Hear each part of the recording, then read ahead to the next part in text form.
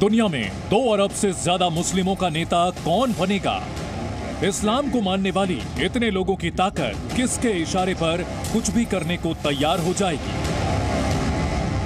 50 से ज्यादा मुस्लिम देश जिसके कंट्रोल में होंगे, उसकी ताकत तो अमेरिका और रूस जैसी महाशक्तियों के बराबर हो जाएगी। इस रुतबे को हासिल करने की रेस में कौन कौन से मुल्क शामिल हैं? सबसे अमीर मुस्लिम देश सऊदी अरब, जिसकी धरती पर पवित्र शहर मक्का मौजूद है, या तुर्की, जो सभी मुस्लिम देशों में सबसे आधुनिक है, या फिर पाकिस्तान, जो कंगाल है लेकिन परमाणु बम रखने वाला एक लौता मुस्लिम देश है, या फिर ईरान, जो एक शिया मुस्लिम बहुल देश है और सिर्फ उसने मुसलमानों के दुश्मन नंबर 1 इजराइल पर सीधा हमला करने की हिम्मत की है।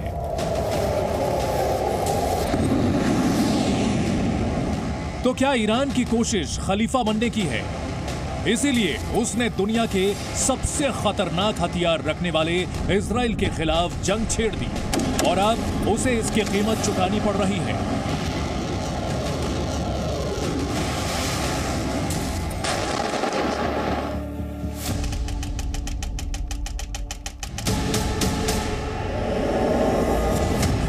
ईरान का इस्फहान शहर, जो अपने महलों, टाइलों वाली मस्जिदों और मीनारों के लिए मुस्लिम जगत में मशहूर है। ईरान में सैन्य कारोबार के लिए भी इस्फहान को जाना जाता है।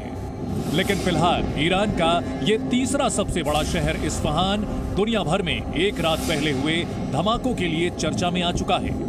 इस वक्त ईरान में होने वाला कोई भी धमाका दुनिया के लिए इसलिए भी संवेदनशील है क्योंकि ईरान के साथ साथ पूरी दुनिया सांसें थामकर इजराइल के उस खौफनाक बदले का इंतजार कर रही है।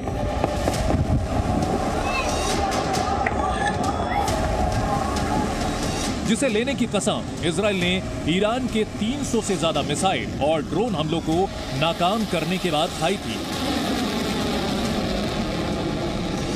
इस इलाके में रात भर धमाकों की आवाजें सुनी गई हैं। धमाके किसने किए, इसे लेकर अभी तक किसी ने कुछ भी नहीं कहा है, लेकिन इन धमाकों की गूंज सारी दुनिया में सुनाई पड़ रही है। लेकिन ईरान इस खबर को दबाने की कोशिश कर रहा है।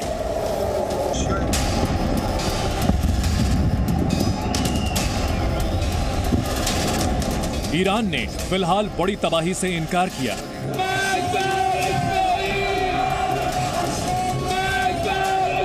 लेकिन ईरान की सड़कों पर इस्फहान में हुए हमले के बाद दिखाई दे रहा यह गुस्सा फिजूल नहीं है। इस्फहान शहर, जिसका नाम निस्फ ए जहान या आधी दुनिया है, इस पर होने वाले धमाकों से दुनिया का डर क्यों बढ़ा है, इसकी एक नहीं कई वजहें हैं। ईरान के बीचों बीच जाग्रोस पहाड़ों के पास मौजूद ये शहर और उसके आसपास के इलाके ड्रोन और बैलिस्टिक मिसाइल बनाने वाले कारखानों का घर माने जाते हैं। ये ईरान के वो हथियार हैं जिनके दम पर तकनीक का माहिर खिलाड़ी माने जाने वाले इजराइल से टकराने के लिए ईरान तैयार हो गया है। और इसमें सबसे ज्यादा अहम बात यह है कि इसी शहर के पास ईरान का नतंज परमाणु केंद्र है, जो ईरान के परमाणु संवर्धन कार्यक्रम का सबसे खास अड्डा है। डायरेक्ट अटैक इस्फहान पे जो अभी हुआ, उसके पहले भी नानतेज, उसके बगल में एक जगह है जहां न्यूक्लियर रिसर्च फैसिलिटी है ईरान का, उस पर इजराइल अटैक कर चुका है। इजराइल इनके जो न्यूक्लियर इंजीनियर्स हैं या जो न्यूक्लियर फिजिसिस्ट हैं, उनको मार चुका है, उनकी हत्या कर चुकी है। सिवाय डायरेक्ट अटैक के वो सारी चीज़ें करता है कि इजराइल किसी न किसी तरह ईरान के न्यूक्लियर वेपन प्रोग्राम को पूरी तरह से सफल नहीं होने दे। सारी दुनिया ये सोच रही है, जिस ईरान ने कासिम सुलेमानी जैसे कमांडर की मौत के बाद अमेरिका के खिलाफ जंग नहीं छेड़ी,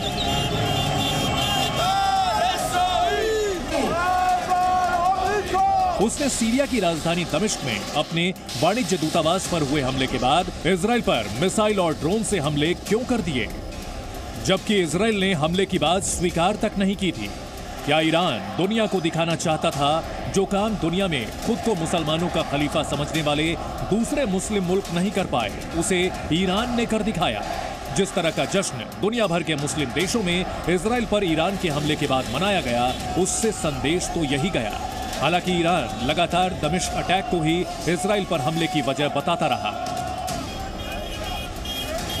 दोनों ही देशों को ये जो उनकी अपनी इंटेलिजेंस की असेसमेंट है वो ये है कि जवाब देंगे लोग बाग अपना अपना, लेकिन इस जवाब के बाद में वो शांत होकर बैठ जाएंगे, ज़्यादा उसकी ये कोशिश करते रहेंगे कि ये युद्ध आगे वाली खतरे वाली स्थिति में ना पहुंचे। लेकिन मुस्लिम जगत में जितनी बड़ी सच्चाई इजराइल से दुश्मनी है, उतनी ही बड़ी सच्चाई खलीफा बनने की आपसी लड़ाई भी है,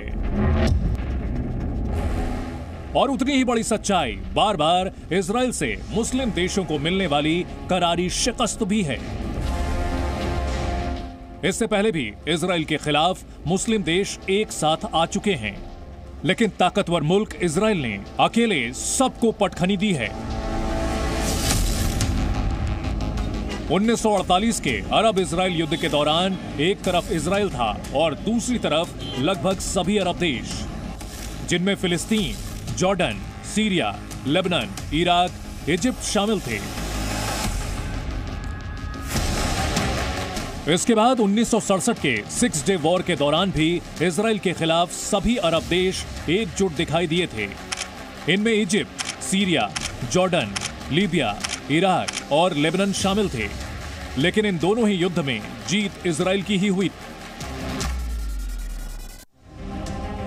और आज जिस वक्त अमेरिका और दूसरे पश्चिमी मुल्क इजराइल की सुरक्षा के लिए मजबूती से खड़े हैं, मिडिल ईस्ट में अमेरिका की मजबूत मौजूदगी भी है, उस वक्त ईरान ने खलीफा बनने के लिए अकेले ही इजराइल पर मिसाइलों की बौछार कर दी। ईरान ने यह भी नहीं सोचा वो इजराइल के पलटवार का जवाब कैसे देगा।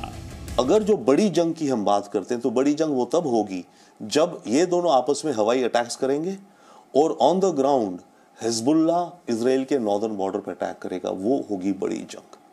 और इसका दुनिया में क्या फर्क पड़ेगा? बहुत फर्क पड़ेगा। 2-3 चीजें क्विकली ले लीजिए। एक तो दुनिया की ऑयल प्राइसेस पे फर्क पड़ेगा। ईरान के हमले को नाकाम करने में इजराइल की मदद करने वाले देशों में अमेरिका, ब्रिटेन और सहयोगी देशों ने बढ़ चढ़कर हिस्सा लिया। इसके अलावा जॉर्डन जैसे मुस्लिम मुल्क भी ईरान के ड्रोन और मिसाइलों को गिराने में लग गए। कहा गया मुस्लिम मुल्कों में फूट पड़ गई है। कई बार बदहोशी हो जाती है, प्रोवोकेशन बहुत ज़्यादा हो जाता है, और प्रोवोकेशन में आकर के बेसमझी में इस्तेमाल कर दे तो वो पूरे विश्व के विनाश का कारण बन जाएगा।